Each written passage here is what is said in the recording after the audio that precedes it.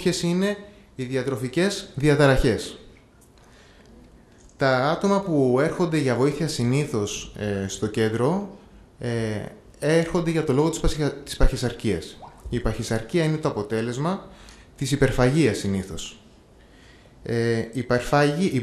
Υπερφαγικά επεισόδια κάνουν πάρα πολλοί άνθρωποι. Η υπερφαγία χαρακτηρίζεται από άτομα που τρώνε πολύ γρήγορα, πολύ μεγάλες ποσότητες τροφής, συνήθως μέχρι να αισθανθούν δυσάρεστα. Και συχνά όλο αυτό ακολουθείται από μια κατάσταση ενοχής, ντροπής και συναισθήματα θλίψης, θυμού και φόβου.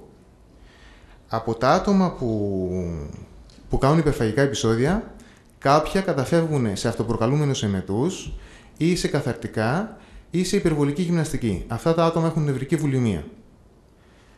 Από τα άτομα που είναι υπερφαγικά, το 10% μόνο είναι παχυσαρκά. Όλα τα υπόλοιπα το καλύπτουν με κάποιο τρόπο.